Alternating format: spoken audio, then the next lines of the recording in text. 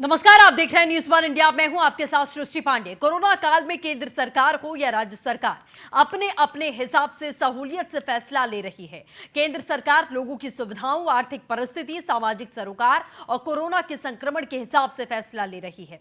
वहीं अन्य राज्य सरकारें केंद्र के फैसले को ध्यान में रखते हुए कई फैसले ले रही हैं। यूपी सरकार की कैबिनेट की बैठक में भी कुछ ऐसे ही अहम फैसले किए गए जो अपने आप में कोरोना, खजाना और हर्जाना तीनों में समाहित किए हुए हैं।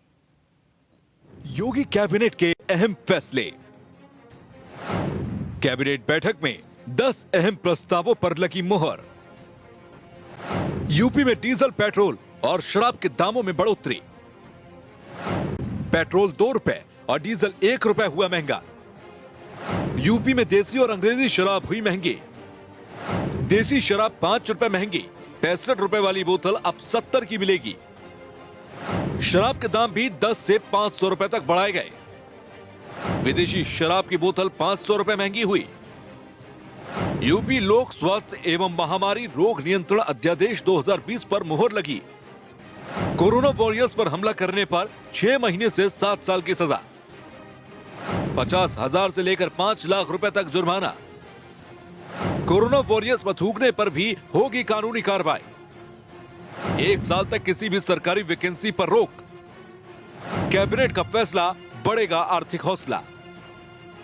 योगी कैबिनेट की बैठक हुई जिसमें कई अहम प्रस्तावों पर मुहर लगी है और ये फैसले कई बातों की तरफ इशारा कर रहे हैं। योगी कैबिनेट में मुख्य रूप से कोरोना, खजाना और हर्जाना का ख्याल रखा गया। एक तरफ जहां कोरोना को लेकर कई तरह के फैसले लिए गए, वहीं दूसरी तरफ शराब और पेट्रोल के दाम बढ़ाकर सरकारी खजाने का ख्याल रखा गया। पदार्थ राज्य सरकार के क्षेत्राधिकार के अंतर्गत है। ये जीएसटी के दायरे से बाहर है,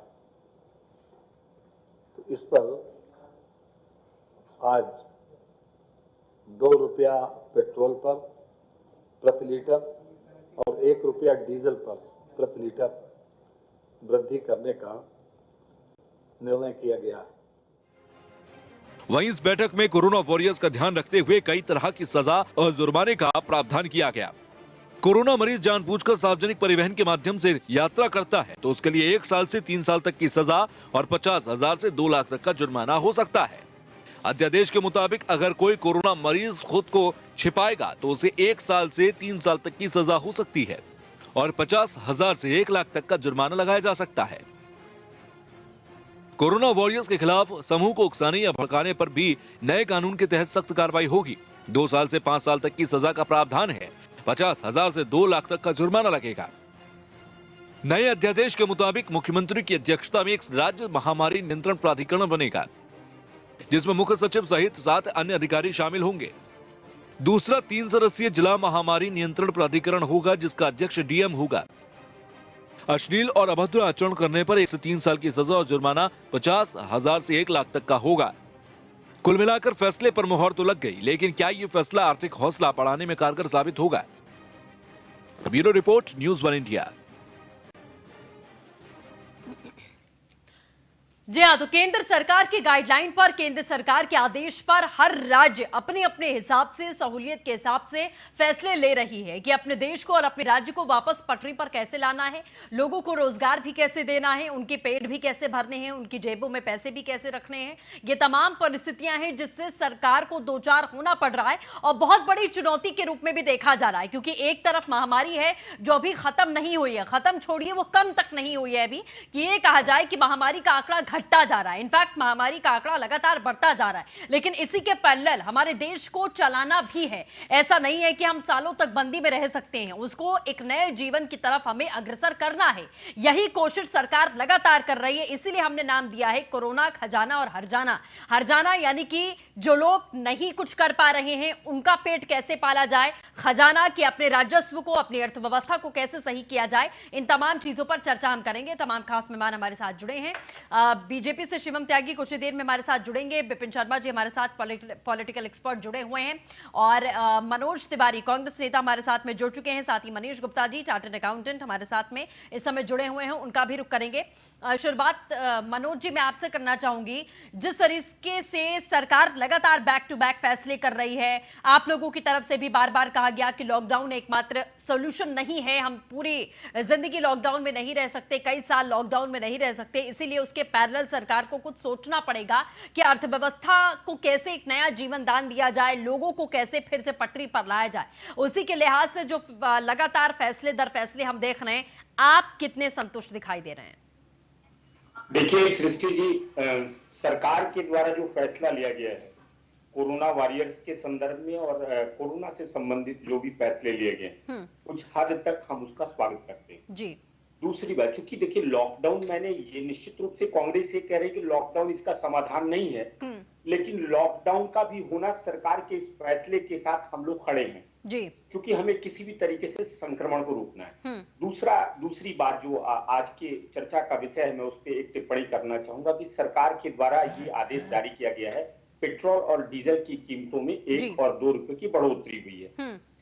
आप आज की तारीख में अंतर्राष्ट्रीय बाजार में प्रति बैरल तेल की कीमत लगभग $26 प्रति बैरल है। अगर उस हिसाब से देखा जाए तो मैं बहुत ज्यादा इतिहास में नहीं जाना चाहता, 2008 में अप्रत्याशित वृद्धि हुई थी पेट्रोल और डीजल में, उस वक्त प्रति बैरल कीमत 147 रुपये प्रति बैरल था और आज जो 26 रुपये है, अगर उस हिसाब से डीजल और पेट्रोल की कीमतों का मूल्यांकन किया जाए, इस परिस्थितियों में पेट्रोल और डीजल की कीमत महज 43 और 44 रुपये होनी चाहिए अगर सारे सरकारी टैक्स को जोड़ दिया जाए जो पहले से सरकार और राज्य सरकारों के द्वारा निर्धारित है। और इन परिस्थितियों में चूंकि कोरोना के संक्रमण से अगर हिंदुस्तान की आम जनता आर्थिक रूप से बहुत परेशान है और इन परिस्थितियों में ये सरकार का फैसला जन विरोधी है और हम इसको कहते हैं कि पेट्रोल और डीजल की कीमतों में बहुत ज्यादा कमी होनी चाहिए, जबकि सरकार इस पर वृद्धि कर रही है जो जन विरोधी नीतियों का जो जन नीति विरोधी है। तीसरी बात, मैं एक बात सृष्टि जी और भी कहना चाहता हूँ कि देखिए मैं पहले भी बोला था, अभी भी बोल रहा हूँ कि आर्थिक व्यवस्था की सुदृढ़ता का जहां तक सवाल है, सरकार के पास अभी भी कोई नीतिगत योजनाएं नहीं है। ठीक है। आज अगर रघुराम राजन से लेकर तमाम जो इकोनॉमिस्ट हैं या तमाम आरबीआई के पूर्व गवर्नर हैं जो बता रहे हैं कि भारत को अगर आर्थिक रूप से मजबूत होना है और इस कोरोना संक्रमण के बाद जो अव्यवस्था फैलेगी, उस अव्यवस्था से निजात पाना है तो अर्थव्यवस्था को मजबूत करना हमारा पहला लक्ष्य होना चाहिए। लेकिन अर्थव्यवस्था को मजबूत करने के लिए सरकार ने जिस नीतियों का निर्धारण करने का प्रयास किया है वो बिल्कुल गलत है और उससे हम ठीक है मनोज जी, मतलब बेसिकली आपके कहने का मतलब यही है कि अर्थव्यवस्था को पटरी पर लाने के लिए सरकार के पास में कोई नीति नहीं है।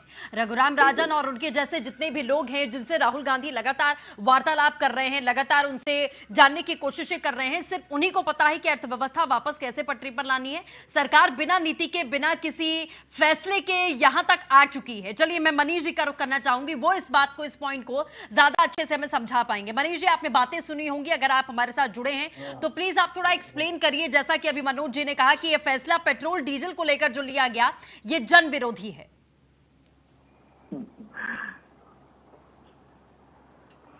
आपकी आवाज मेरे तक नहीं पहुंच रही है। मनीष जी, आवाज मिल रही है आपको? दोबारा बोलिए, आवाज अब आई है मेरे पास। बिल्कुल मनीष जी, मनोज जी की क्या बातें सुनी है आपने अभी? नहीं, पूरी बात नहीं आ पाई है मेरे पास, उनकी वॉइस काफी स्लो थी। बिल्कुल, देखिए अर्थव्यवस्था को लेकर चर्चा है। मनोज जी बार बार लगातार ये बोल रहे हैं कि जो पेट्रोल और डीजल के दाम सरकार ने बढ़ाए हैं वो जन विरोधी नीति है। सरकार के पास में कोई नीति नहीं है अर्थव्यवस्था को वापस पटरी पर लाने की। रघुराम राजन और उनके जैसे तमाम बुद्धिजीवी लोग जो इस समय तमाम सॉल्यूशंस बता रहे हैं, सिर्फ वही सॉल्यूशन है और सरकार के पास में कोई भी इस समय उपाय या उपचार नहीं है कि देश को पटरी पर कैसे वापस लाया जाए। जो भी फैसले सरकार ने किए हैं वो जन विरोधी हैं। देखिए सृष्टि जी, जी आप ये समझिए कि रेवेन्यू लाने का स्टेट और सेंटर के पास एक अलग अलग मैकेनिज्म होता है। अलग अलग कानून बने हैं कि किन कानूनों से जो रेवेन्यू आएगा वो सेंटर लेगा और कुछ किन से रेवेन्यू लेगा, स्टेट लेगा। जैसे इनकम टैक्स आएगा, जीएसटी आएगा, तो इनकम टैक्स सेंटर के पास जाएगा, जीएसटी का सेंटर के पास जाएगा, स्टेट शेयर करेंगे। ऐसे ही एक्साइज ड्यूटी यानी शराब पे आबकारी से जितना रिकवरी आएगा वो सब स्टेट के पास जाएगा। डीजल और पेट्रोल पे जो एक्साइज ड्यूटी है वो सेंट्रल पे जाएगी, और जो जीएसटी और वैट है, जीएसटी के वैट है, वो स्टेट पे जाएगा। ठीक है। अब और इसके अलावा प्रॉपर्टी की सेल परचेस से जो पैसा है वो स्टेट के पास जाएगा। अब सब राज्यों के पास, अब चाहे वो कांग्रेस शासित राज्य हो या भाजपा शासित राज्य हो, शराब पर ड्यूटी लगाकर रेवेन्यू जनरेट करने का एक प्रयास किया गया। कल 2 दिन में 250 करोड़ की जो है शराब उत्तर प्रदेश में 2 दिन में बिक गई। बिल्कुल। अब ऐसे देखिए, इसमें प्रॉपर्टी की सेल परचेज बंद है, कोई डील हो नहीं रही है, तो ऐसे में वहां से कोई इनकम होने वाली नहीं है। इसके बाद फिर सिर्फ एक ही रास्ता बचता है, जो है पेट्रोल और डीजल पर जो है वैट लगाना। जी। अब अगर ये नहीं लगाएंगे तो पैसा कहां से आएगा? एक तरफ तो कांग्रेस सरकार अपने घोषणा पत्र में कहती थी हम 72,000 रुपए तक फ्री देंगे। जी।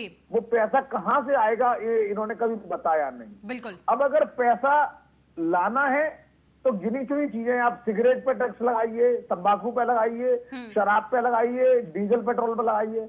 वही सभी सरकारें कर रही है। फिर चाहे वो केंद्र में मोदी सरकार ने जहां चाहो वहां पैसा बढ़ाया हो, इधर केजरीवाल ने डीजल और पेट्रोल पर रेट बढ़ा दिए बिल्कुल एक तरफ, और इधर योगी सरकार ने पेट्रोल का दाम बढ़ा दिया, डीजल का दाम बढ़ा दिया और शराब पर दाम बढ़ा दिया। तो ये एक नॉर्मल सामान्य सी तकनीक है पैसा कलेक्ट करने के लिए, क्योंकि अभी सिर्फ बिक्री में यही दो चीजें हैं। डीजल पेट्रोल बिकेगा क्योंकि पंप सेट चलेंगे, है ना, जनरेटर चलेंगे, गाड़ियां चलेंगी, और शराब पी जाएगी और इसका कंजम्पशन बढ़ेगा, लोग अपने पास लेके स्टॉक भी करेंगे, तो कलेक्शन आएगी। कांग्रेस के पास अगर कोई एक सॉल्यूशन हो तो मुझे बताते हैं। ठीक है, बिल्कुल। मनीष जी मैं आपके सवाल को जरूर पहुंचाऊंगी, क्योंकि कल ही हम चर्चा कर रहे थे और यहाँ पर कांग्रेस के ही एक नेता बैठे हुए थे जो आज बहुत अलग तरीके से यहाँ पर मनोज जी ने बात कही है। कल उन्होंने अलग तरीके से कही थी कि पेट्रोल डीजल के दाम बढ़ाने चाहिए, ना कि शराब की दुकानें इस तरीके से खोल देना चाहिए था। तो कांग्रेस पार्टी से ही अलग अलग तरीके के स्वर, अलग अलग तरीके की सोच यहाँ पर देखी जाती है। अब डीजल पेट्रोल अगर बहुत ज्यादा दाम बढ़ा दिया गया होता तो कहा जाता कि ये सॉल्यूशन नहीं था। तो हम जरूर जानने की कोशिश करेंगे मनोज जी से इसका कोई जवाब उनके पास है या नहीं। शिवम त्यागी बीजेपी से हमारे साथ में जुड़ चुके हैं, उनका भी मैं रुख करूंगी, लेकिन उससे पहले विपिन जी आपने तमाम बातें सुनी, आपका पहला रिएक्शन। मैं ये बोलना चाहूँगा कि अगर कोई कदम उठाए गए हैं और सरकार ये, जैसे आपने आज प्रोग्राम में भी ये एक आपकी जो टैगलाइन है कि कोरोना और खजाना और साथ में आपने हरजाना की बात करी, देखिए बिल्कुल स्वाभाविक है, क्योंकि कोरोना के लिए सबसे पहले कोरोना के योद्धा जो फ्रंट लाइन वॉरियर्स जो जुड़े हुए हैं, इस समय जान जोखिम में डालकर लोगों के हित के लिए खड़े हुए हैं और ये देख रहे हैं कि किस तरह से हम कोरोना पे स्थिति नियंत्रण करें और कोरोना से कैसे देश को उभारें। तो उन पर ही अगर हमले हो जाते हैं तो देखिए वो तो उसके लिए कुछ प्रावधान करने की आवश्यकता थी, और वही सरकार की तरफ से हुआ। पहले केंद्र सरकार ने अध्यादेश वो लेके आए और 100 साल पुराना जो कानून था उसमें संशोधन हुआ। उसके बाद यह देखा गया कि कैसे इनको बचाया जाए, इनको सुरक्षित रखा जाए, क्योंकि अगर डॉक्टर हाथ खड़े कर देंगे तो क्या हालत होगी ये भी क्या किसी को बताने की जरूर आवश्यकता है। उसके बाद देखिए खजाना भी देखना है, क्योंकि इकोनॉमी को आपने पटरी पे लेके आना है और आपने ये देखना है कि कैसे अर्थव्यवस्था फिर पुराने दिन वापस आए। लेकिन उसमें आपने ये देखा कि शराब के जब ठेके खोले गए तो नियमों का उल्लंघन हुआ, लोगों ने सोशल डिस्टेंसिंग, उन नियमों का अनुपालन अच्छे उस तरह से नहीं करा, और यही हुआ कि अभी मजबूरन सरकार रोल बैक भी कर सकती है। तो ऐसा तो नहीं है कि कोई पत्थर की लकीर है कि जो कदम फैसले ले लिए सरकार ने उस पर अमल रहेगी, यथास्थिति वैसे नहीं रहेगी, और अगर हालात परिस्थितियों के हिसाब से बदलते रहेंगे।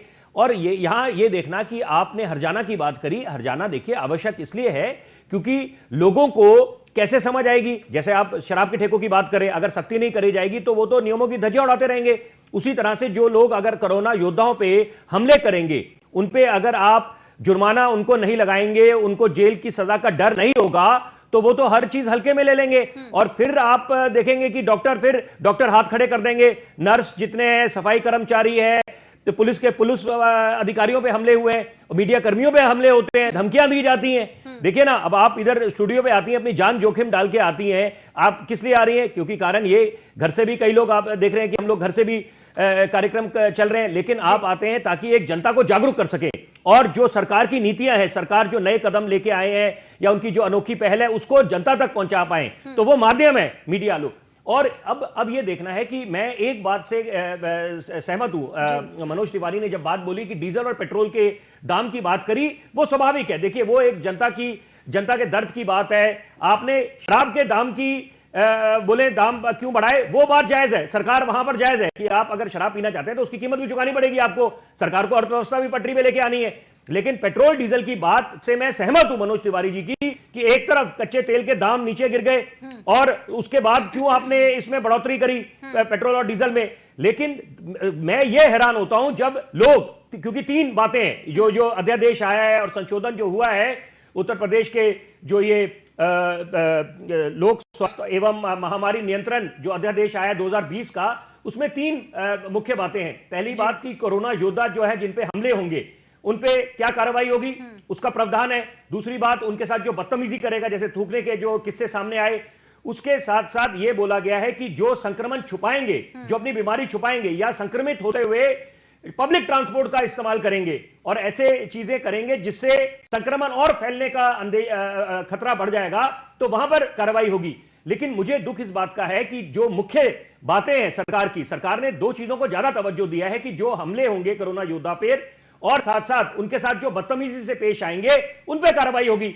और कोई ऐसे, बस एक बात बोलूंगा उसमें, देखिए कोई वही बात दोहराऊंगा, कोई पत्थर की लकीर नहीं है। सरकार भी इस मामले की सुध लेगी अच्छे तरीके से, क्योंकि ये महामारी का दौर है। विपिन जी, आपकी और मनोज जी की मैं बात लेकर शिवम त्यागी से जवाब लेना चाहूंगी। जो पेट्रोल डीजल के दामों को लेकर अभी आपने चर्चा की कि जब तेल के दाम इतने गिर चुके हैं तो फिर इसको बढ़ाने की जरूरत क्या थी। शिवम जी, आपने अगर बात सुनी हो, आपको आवाज मिली हो, तो आप प्लीज इस बात की जानकारी दीजिए, इस बात को लेकर थोड़ा अपना स्पष्टीकरण यहां पर रखिए कि जो पेट्रोल और डीजल के दामों में बढ़ोतरी की गई है, जैसा अभी मनीष जी ने कहीं ना कहीं एक्सप्लेन करने की कोशिश की कि एक इंस्टेंट जो रेवेन्यू आएगा वो कहां से आएगा, इसलिए फैसले किए जाते हैं, जो बहुत नॉर्मल सी बात है जो सरकार ने किए हैं। लेकिन विपक्ष को ये बात नहीं हजम हो रही है, क्या जवाब है?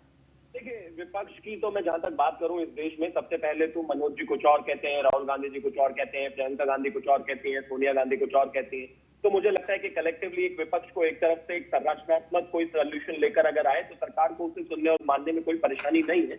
लेकिन जहां तक बात डीजल और पेट्रोल की है, एक चीज जैसा कि मनीष जी ने भी कहा, क्योंकि वो तो फाइनेंशियल एक्सपर्ट हैं, मुझसे बेहतर जानते हैं उस संबंध में वो, लेकिन उतना तय है कि सरकार को इस समय रेवेन्यू, सरकार को इस समय पैसे, सरकार को इस समय राजस्व की बेहद जरूरत है, और इस समय सरकार के पास पैसा होना बेहद अनिवार्य है। उसी को देखते हुए तमाम तरह के कदम जो है लिए गए हैं। उसमें से एक डीजल पेट्रोल भी है। ये बात बिल्कुल किसी से छुपी हुई नहीं है कि क्रूड ऑयल की कीमत अंतरराष्ट्रीय स्तर पर बेहद कम है, माइनस में है, लेकिन बावजूद उसके इस देश में अगर सरकार डीजल पेट्रोल के दाम बढ़े हैं तो उसका कहीं ना कहीं वजह यह है कि इंस्टेंट रेवेन्यू सरकार को जनरेट अभी करना है, क्योंकि इकोनॉमी चलानी है। एक और दृष्टि की बात बड़ी इंटरेस्टिंग यहाँ पर यह है कि अगर हम अंतरराष्ट्रीय स्तर पर बाकी सारे देशों को देखेंगे तो कहीं ना कहीं वो मंदी की चपेट में ऑलरेडी आ चुके हैं। हिंदुस्तान एकमात्र ऐसा मुल्क अभी भी है जो कि उस मंदी की चपेट में नहीं है।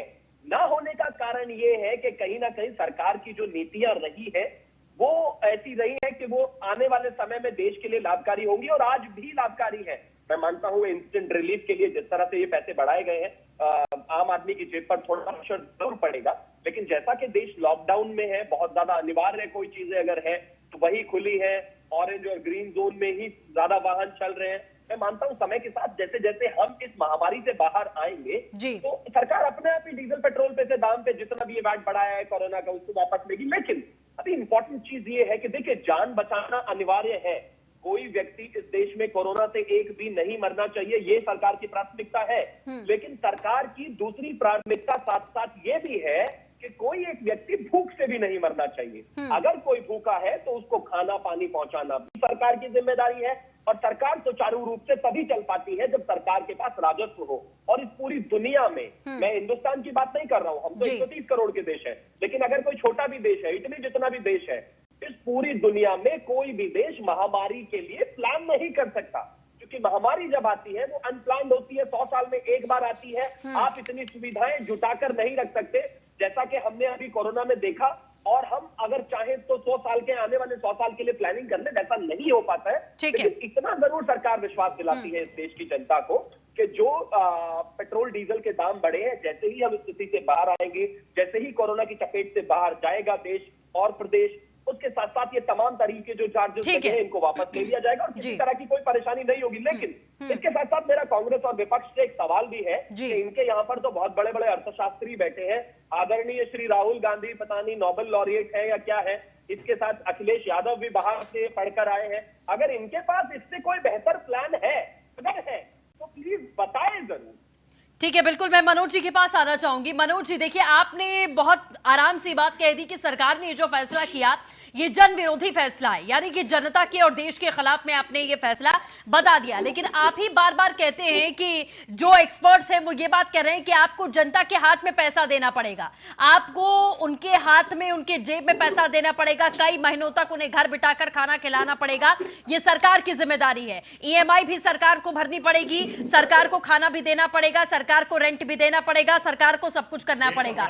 तो आखिरकार सरकार वो पैसा लाएगी कहां से? जैसा आपने कहा अपने मैनिफेस्टो में या जिस भी चीज में कि इतना इतना पैसा हम लेकर आएंगे, लेकिन कहां से लेकर आएंगे उसका कोई भी आंसर नहीं था आपके पास में। अब इंस्टेंट अगर रेवेन्यू चाहिए उसके लिए सरकार कोई फैसला लेती है तो वो आपके लिए जन विरोधी हो जाता है। और आप ये भी बात कहते हैं कि हर किसी के मुंह में आपको रोटी का टुकड़ा जरूर डालना पड़ेगा, हर किसी का घर आपको ही चलाना पड़ेगा। तो वो चलाने के लिए सरकार के पास भी तो कोई रास्ता होना चाहिए या नहीं सर? सृष्टि जी, सबसे पहले मैं एक बात कहना चाहता हूँ। हमारे शिवम भाई की भारतीय जनता पार्टी के प्रवक्ता हैं और उन्होंने एक बात कही, मुझे लगता है सरकार तो संवादहीन इस वजह से है। सरकार कह रही है कि राहुल गांधी और कांग्रेस के पास आखिर उपाय क्या है। दरअसल भारतीय जनता पार्टी और सत्तासीन सरकार ने अपनी श्रवण क्षमता को खो दिया है। अगर सुनने की क्षमता होती तो कांग्रेस के साथ साथ बहुत सारे हिंदुस्तान के तमाम जो शिक्षाविद हैं, जो तमाम नॉवेलिस्ट हैं, तमाम इकोनॉमिस्ट हैं, वो लोग खुलेआम मंच पर आके सरकार को सुझाव दे रहे हैं। लेकिन सरकार है, उसको सुनना तो है नहीं। अब रही बात, दूसरी बात हमारे शिवम जी ने कहा, देखिए डीजल और पेट्रोल जन विरोधी क्यों है, इसका मैं उदाहरण बताता हूँ। बताइए। आज डीजल से आज की परिस्थितियों में अत्यधिक वृष्टि की वजह से गेहूं की खेती फसल बर्बाद हो चुकी है, बहुत ज्यादा गेहूं का नुकसान हुआ है। अब इस नुकसान में जहां फसल जो का नुकसान होने के बाद किसान अपने गेहूं को बाजार में बेच करके और उससे आमद करता है, तो उसकी हालत खराब है। गेहूं की फसल कम हुई है, गेहूं का उत्पादन कम हुआ है, जिसकी वजह से उसकी आर्थिक स्थिति पर बहुत बड़ा बुरा प्रभाव पड़ा है।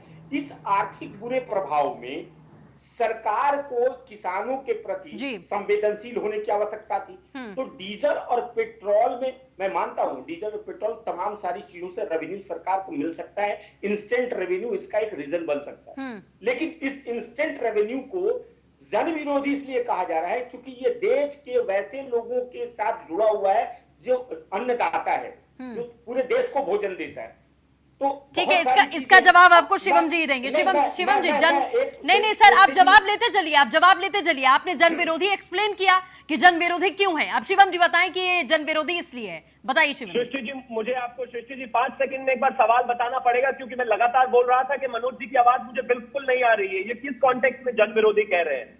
ये किसानों के कॉन्टेक्स्ट में जन विरोधी कह रहे हैं। गेहूं की फसल बर्बाद हुई, डीजल पेट्रोल और पता नहीं क्या क्या उदाहरण उन्होंने दिया, उन तमाम चीजों को रिलेट करके बोल रहे हैं। जी, मैं मनोज जी से सीधा सवाल पूछता हूं। इनके ही पार्टी में बड़े बड़े बहुत ही परम ज्ञानी नेता हैं, पी चिदम्बरम जैसे नेता हैं जो गोभी में फूलदान में गोभी उगाकर करोड़ों रुपए बना देते हैं।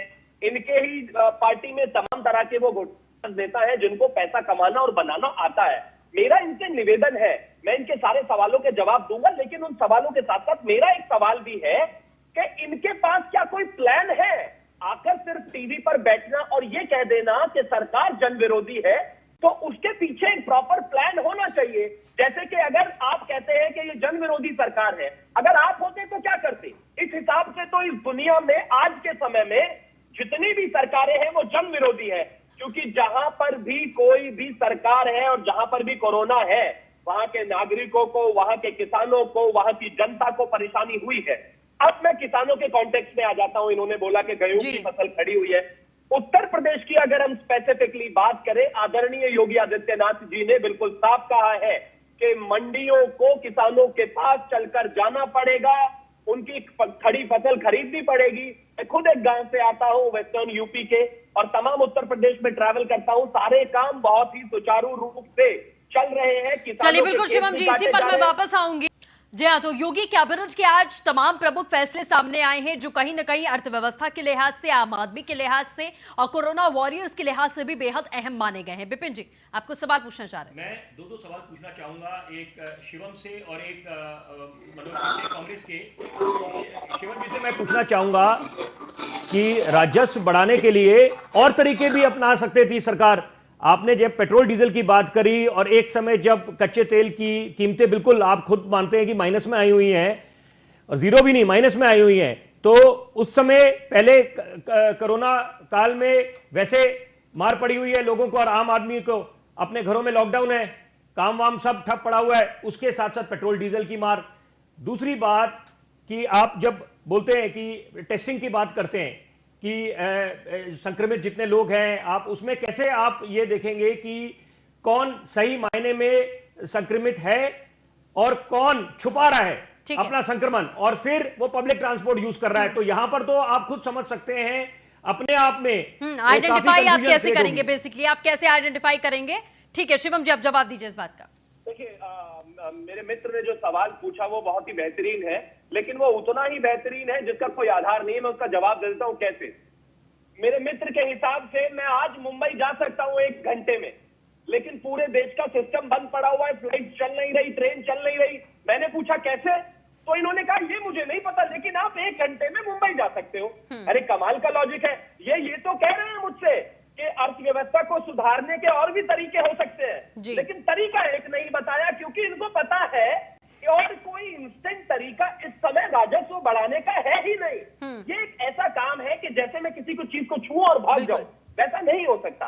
अगर आप किसी चीज पर बात करना चाहते हैं सरकार से, सरकार में भी इंसान ही बैठे हैं, कोई भगवान नहीं है, लेकिन उसके लिए एक बराबर परस्पर समन्वय और अंडरस्टैंडिंग होना बेहद जरूरी है। अगर आपको लगता है कि सरकार ने कोई एक ऐसा कदम लिया है एज अ विपक्ष या फिर एज अ पत्रकार भी, तो आप अपना सजेशन हमेशा सरकार को दे सकते हैं, सरकार उसको सुनेगी और कहीं ना कहीं अगर वो प्रोडक्टिव होगा। ठीक है, चलिए मैं ये सवाल मनीष जी से मैं आऊंगी सर, इसके बाद जस्ट मनीष जी से भी मैं ये सवाल लेना चाहूंगी। जैसा विपिन जी ने पूछा और बार बार इस बात को लेकर हंगामा हो रहा है कि शराब की दुकानों को खोला गया, तो सवाल उठ गए कि शराब की दुकान सरकार को नहीं खोलनी चाहिए थी, पैसा कमाने के चक्कर में सरकार ने इस तरीके की अव्यवस्था फैला दी, अब पेट्रोल डीजल के दाम बढ़ाए गए, इस पर भी सवाल है। तो मनीष जी, जो और तरीकों का जिक्र यहां पर हो रहा है कि और तरीके हो सकते थे इंस्टेंट रेवेन्यू के, तो और तरीके वो क्या हो सकते थे जिस पर विपक्ष रोशनी डालने की कोशिश कर रहा है और सरकार नहीं समझ पा रही है शायद?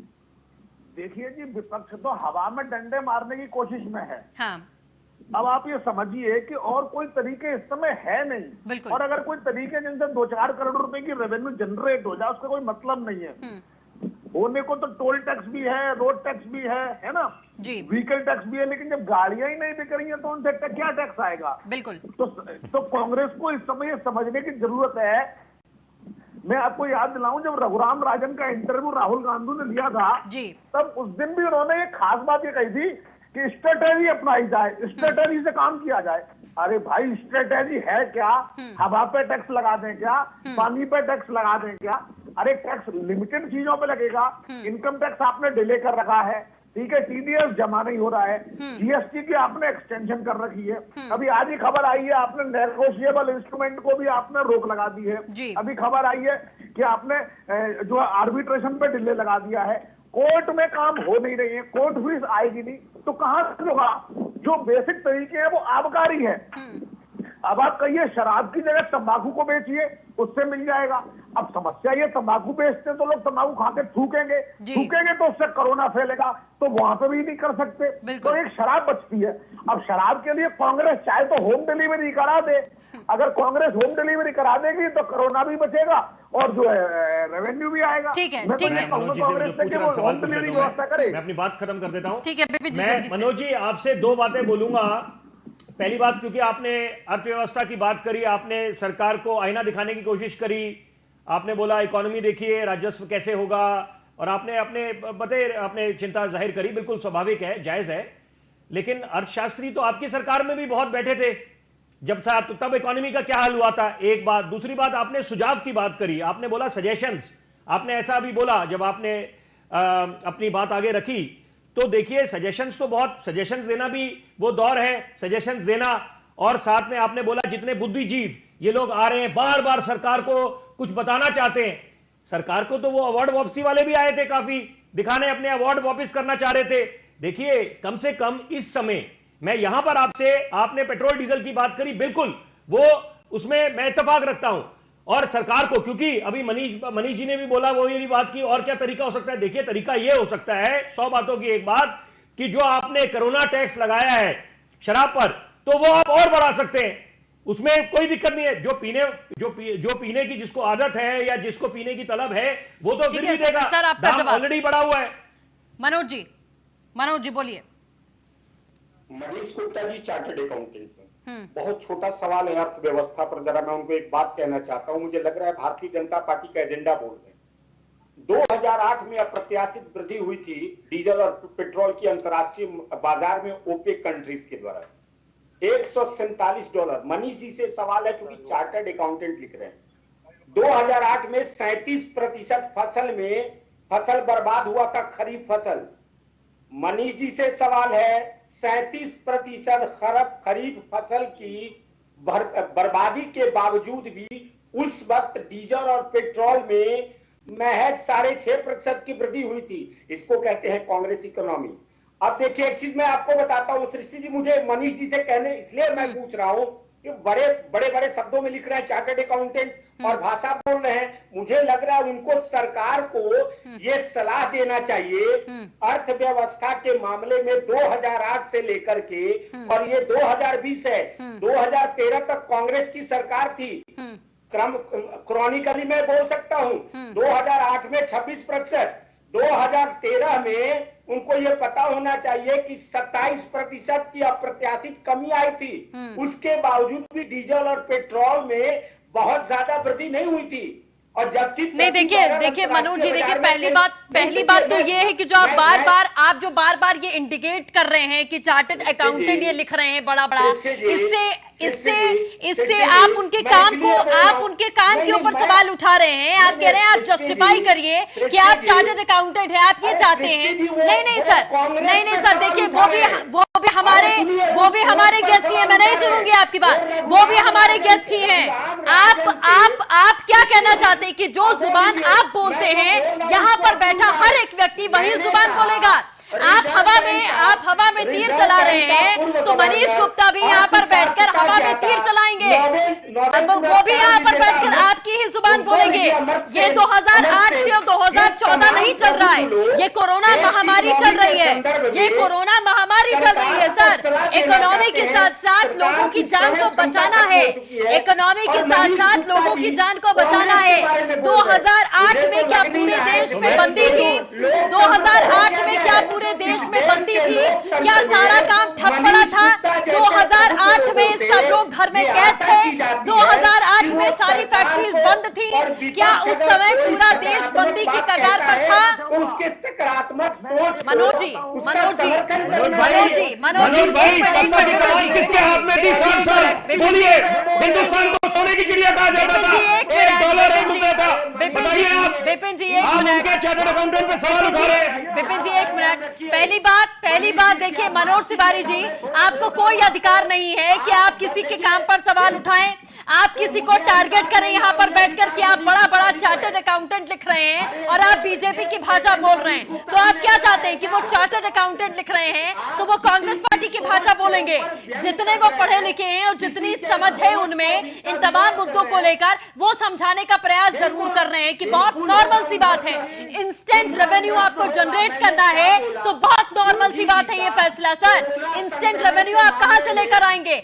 हर एक चीज इंपोर्ट एक्सपोर्ट से लेकर इंटरकनेक्टेड है। आपको नहीं मालूम है क्या? पूरा देश बंद पड़ा हुआ है, आपको नहीं मालूम है क्या? तो इंस्टेंट रेवेन्यू कहां से जनरेट करेंगे? एसी के कमरे में बैठकर रघुराम राजन से कांटेक्ट कर लेना बड़ा आसान होता है। आपने क्या कर दिया देश की जनता के लिए? अपने आप इतने सालों तक राज किए देश में, आपका कोई अधिकार नहीं था, आपका कोई अधिकार नहीं था अपनी जनता के लिए कुछ करने का। आप बैठकर रघुराम राजन से वीडियो कॉलिंग कर लेते हैं, उसमें आप अर्थव्यवस्था दुरुस्त कर लेंगे, उसमें आप ज्ञान बांट लेंगे। मनीष जी जवाब देंगे अब इस बात का। बिल्कुल बिल्कुल। अरे सर प्रणाम है आपको, प्रणाम है आपको, मैं हाथ जोड़कर प्रणाम कर रही हूँ आपको। 2008 से और 14 का दौर नहीं चल रहा, भूल जाइए, भूल जाइए। मनीष जी आप जुड़े हैं तो जवाब दीजिए इस बात का। एक मिनट सर, ऐसा है सर कि आप हमारी डिबेट में बैठकर हमारे किसी भी गेस्ट के बारे में बात करेंगे तो मैं विरोध करूंगी, मैं बिल्कुल विरोध करूंगी। आपकी जुबान यहाँ पर हर कोई बैठकर नहीं बोलेगा कि जो जुबान आप बोलना चाहते हैं वो जुबान मनीष गुप्ता यहाँ पर बैठकर बोलेंगे, इसलिए मैं विरोध करूंगी। मेरा पूरा अधिकार है विरोध करने का, मैं बिल्कुल विरोध करूंगी, मैं बिल्कुल विरोध करूंगी। आपको कोई अधिकार नहीं है, आपको कोई अधिकार नहीं है, आपको कोई अधिकार नहीं है, बिल्कुल नहीं है। आप किसी के काम पर, आप किसी के प्रोफेशन पर उंगली उठा नहीं सकते हैं। आप किसी के काम पर, किसी के प्रोफेशन पर उंगली उठाने का अधिकार आपको मैं नहीं दूंगी अपनी डिबेट में। आप मुद्दे पर बात करिए, आप बीजेपी से सवाल पूछिए, आप चार्टर्ड अकाउंटेंट से मनीष गुप्ता से सवाल मत पूछिए, आपको जो पूछना है आप शिवम त्यागी से सवाल पूछिए। 2014 नहीं चल रहा है ये, उस समय कोरोना महामारी नहीं थी। बस मनोज जी जवाब देंगे। मनीष जी आप जवाब दीजिए, सवाल का जवाब दे। मनीष जी जवाब दीजिए। कांग्रेस ने अपने शासन काल में एक नई तकनीक इजाद की थी पैसे बनाने के लिए। पूरे विश्व भर में वो तकनीक घाटे की अर्थव्यवस्था के नाम से जानी जाती है। जैसे ही कांग्रेस को लगता था हमारे पास पैसे कम है, वो ढेर सारे नोट छाप लेते थे। मजे की बात बताऊं, और कुछ एक्स्ट्रा नोट भी अगर छाप लेते होंगे तो उनका हिसाब कौन रखता होगा।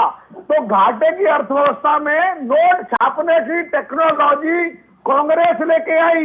वो चाहती है कि वही टेक्नोलॉजी बीजेपी ले आए। नहीं, अब ऐसा नहीं होना चाहिए। घाटे की अर्थव्यवस्था बनाकर रुपए का अवमूल्यन करके, रुपए की वैल्यू को डाउन करके, डॉलर की तुलना में रुपए की वैल्यू घटाकर देश के साथ बर्बादी ये अब नहीं होने देगा।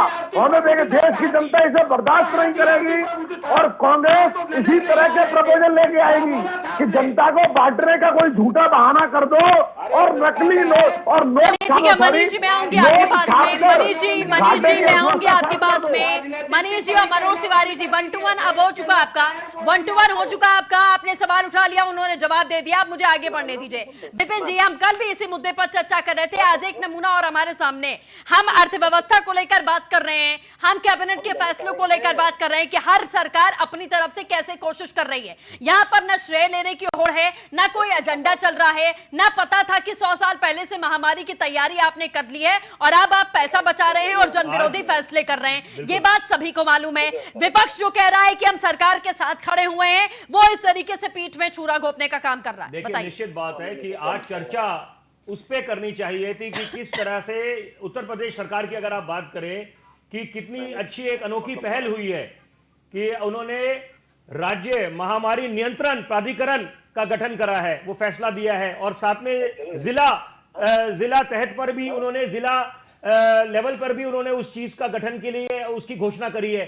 तो इससे कितनी अच्छी बात होगी, 3 सदस्यीय की टीम बनेगी जिला लेवल पर। और जो आप राज्य सरकार की बात करें, उधर जो है मुख्यमंत्री की देखरेख में इस बॉडी का गठन हुआ है। तो आप खुद समझ सकते हैं, यहां पर ध्यान ये जाना चाहिए कि हम स्थिति को कैसे नियंत्रण में रखें, नियंत्रण में करें जल्द से जल्द, ताकि हिंदुस्तान विश्व में सबसे पहला देश बने जिसने जो कोरोना को हराने में सबसे पहले जीत हासिल करे। यहां पर हम लोग नुक्ताचीनी में समय बर्बाद कर रहे हैं। और सबसे अहम बात यह है कि हमें ये संज्ञान में लेना पड़ेगा इस बात को कि हिंदुस्तान के पास इस समय सुनहरा अवसर है, अभिशाप में भी वरदान है, क्योंकि चेक्सिट का दौर है। चीन से लोग दूरी बनाएंगे। अब धीरे धीरे लोगों को इस बात का ज्ञान हो रहा है, समझ आ रहा है कि ये चाइना का ही कुछ बायोलॉजिकल वॉरफेयर था, चीन का ये गहरा कुछ षड्यंत्र था कि वो पूरे विश्व में अपना जो है पूरा अपना कंट्रोल करना चाह रहे थे।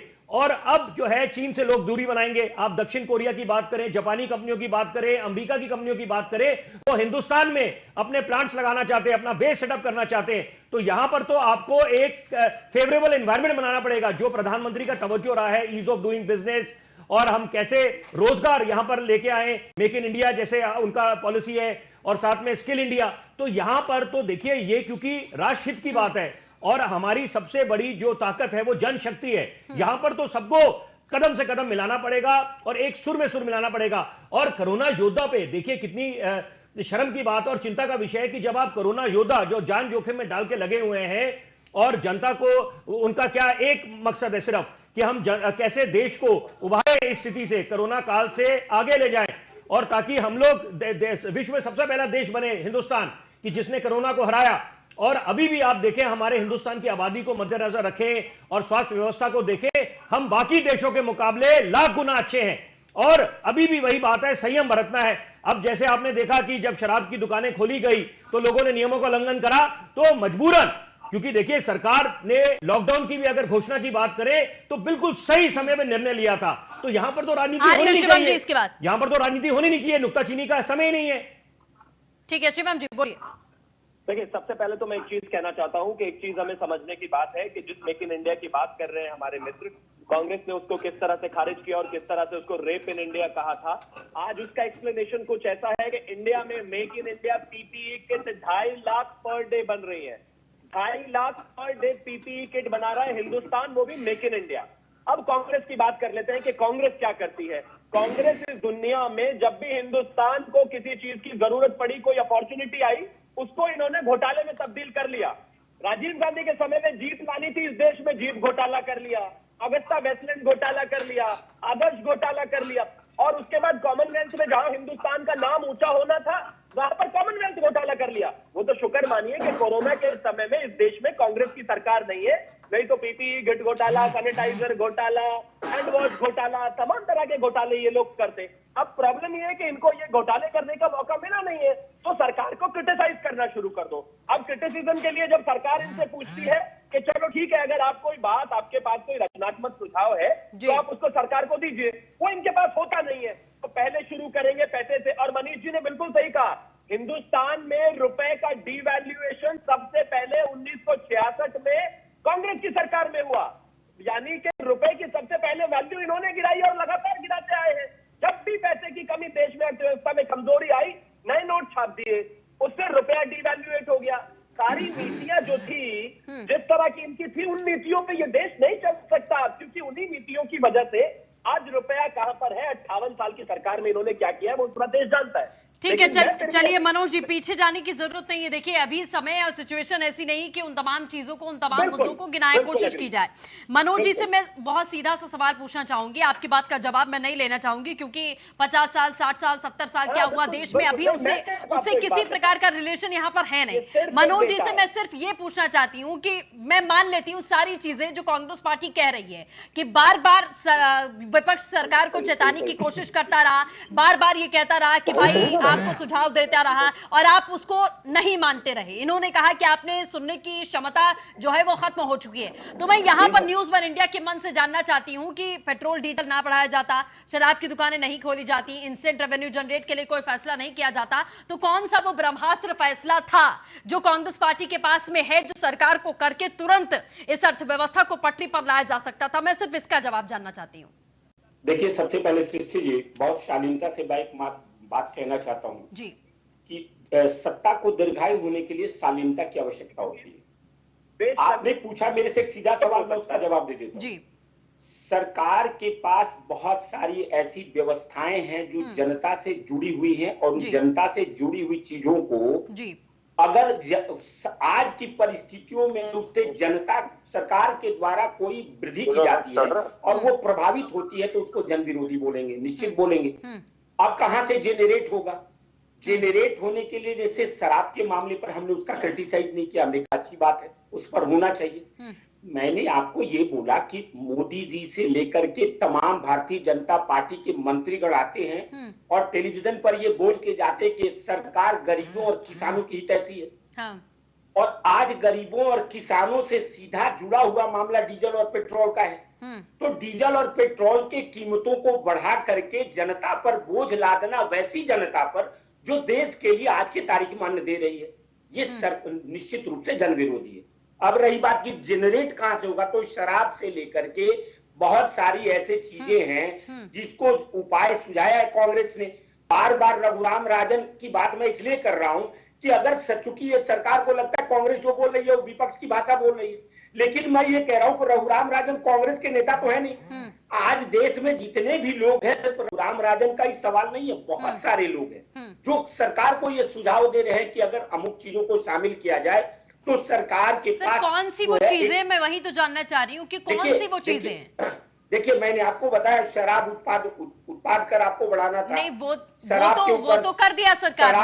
कल देखिए सर, अभी आप बैठे हैं, कल कांग्रेस के एक दूसरे नेता यहाँ पर बैठे थे जो कह रहे थे कि शराब की दुकानें नहीं खोलनी चाहिए थी। ये बहुत गलत फैसला किया है सरकार ने। तो आप अलग अलग लोग आकर अलग अलग बातें करते हैं, अलग अलग बातें करते हैं। शराब के मुद्दे को छोड़ दीजिए, आप बताइए और कौन सा रास्ता रघुराम राजन ने और आपकी पार्टी ने मिलकर सुझाया है कि ये रास्ता सरकार को करना चाहिए था ताकि इंस्टेंट रेवेन्यू जनरेट होता। हर एक डिपार्टमेंट, हर एक फैक्ट्री और हर एक कामकाज इंटरकनेक्टेड है और पूरा देश बंद है इस समय, कोई काम नहीं चल रहा है, तो कहां से रेवेन्यू जनरेट होता? आप मुझे बता दीजिए। और कौन से किसान आंदोलन करने बैठ गए? कौन से किसानों ने आकर आपसे कहा कि हमें बहुत दिक्कत हो रही है, पेट्रोल डीजल का दाम जो बढ़ा दिया गया उससे हमारी फसल को नुकसान हुआ, हम एकदम पानी में चले गए, हम भूख के मारे मर गए? कौन सा ऐसा व्यक्ति है जिसने आकर आपसे ये बात कही? और सरकार अगर सत्ता में बैठी है तो आपको लगता है कि रघुराम राजन की बात सुनकर ही उनको फैसला करना चाहिए?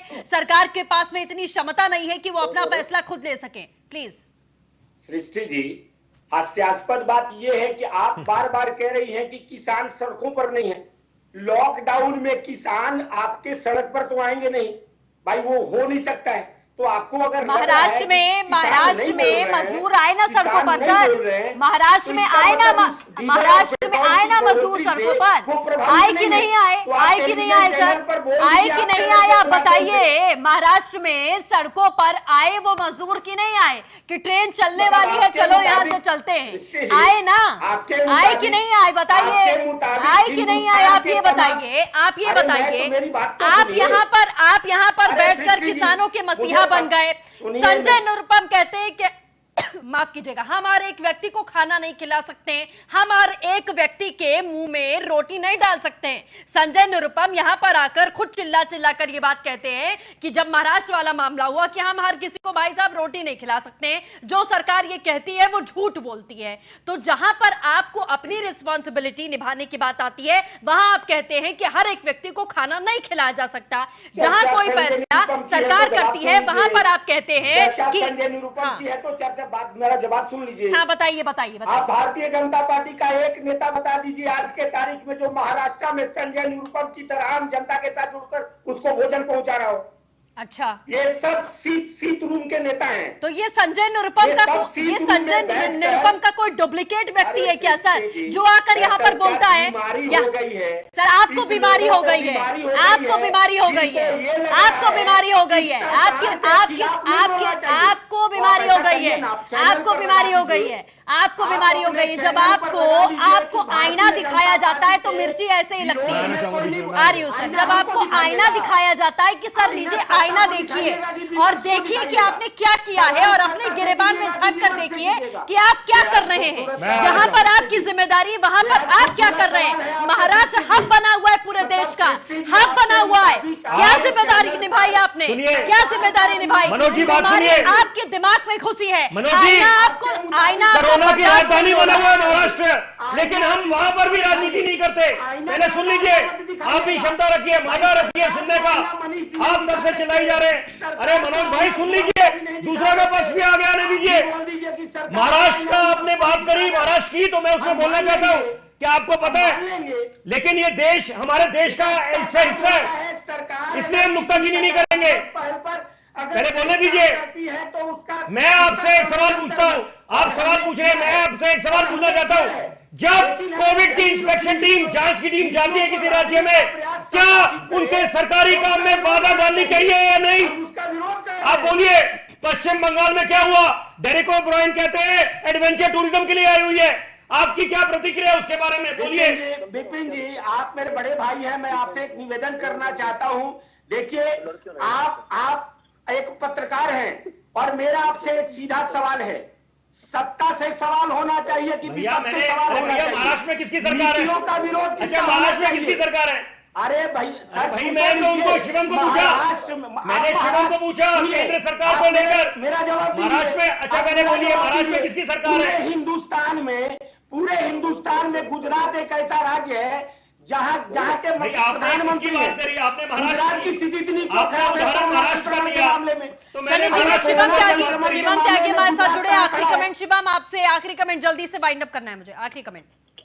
देखिए, मैं सिर्फ इतना कहना चाहता हूं कि ज्यादा कांग्रेस से अगर ये देश उम्मीद करेगा तो वो बिल्कुल ठीक नहीं है। वो कभी भी इस देश को जब भी जरूरत हुई है वो साथ नहीं खड़े हुए हैं। अगर इस देश में ही 26/11 हुआ तो उसके बाद भी दिग्विजय सिंह और तमाम लोगों ने क्या प्रतिक्रियाएं दी थी। ये हमेशा इस देश को धोखा देने का काम करते हैं। मेरा मानना है कि जैसा बाप वैसा बेटा, ज्यादा नहीं तो थोड़ा थोड़ा कुछ ऐसे करके कहावत है, जिसका मतलब ये है मनोज जी जो बातें बोल रहे हैं वो बिल्कुल कांग्रेस की लाइन पर बोल रहे हैं। क्योंकि जैसे सोनिया गांधी और राहुल गांधी का अलग अलग बयान होता है, ऐसे ही इनके सारे प्रवक्ताओं का भी बयान। चलिए ठीक है, आप सभी का मेहमानों का हमारे साथ जुड़ने के लिए बहुत बहुत शुक्रिया। तो जाहिर तौर पर देखिए, हर एक राज्य में सरकार की अपनी प्राथमिकताएं हैं, अपनी कोशिशें हैं। सबसे पहली प्रायोरिटी यही है कि लोगों को इस महामारी से कैसे बचाना है, लेकिन उसके साथ साथ ये बहुत जरूरी है क्योंकि इतना समय बीत चुका है, वक्त काफी निकल चुका है, लोग अपने घरों में बंद है, बैठे हुए हैं, जाहिर तौर पर फ्रस्ट्रेट हैं। कैसे वापसी करनी है और धीरे धीरे धीरे करके एक एक कदम हमें फूंक फूंक कर कैसे रखना है, जिसमें सबका सहयोग जरूरी है। सिर्फ एक सरकार कोई भी ब्रह्मास्त्र लेकर नहीं बैठती है। हर एक इंसान के साथ में, हर एक व्यक्ति के साथ में, चाहे वो रिक्शा चलाता हो, चाहे वो किसी बड़ी कंपनी का मालिक हो, जब तक हर कोई सहयोग नहीं करेगा, साथ ही विपक्ष जब तक सहयोग नहीं करेगा, हम इस परिस्थिति से वापस कभी नहीं निकल पाएंगे। क्योंकि कोई इलेक्शन का माहौल नहीं है, ये एक ऐसा दौर है जिससे हम सभी को संघर्ष करके बाहर निकलना पड़ेगा। फिलहाल के लिए बस इतना ही। नमस्कार।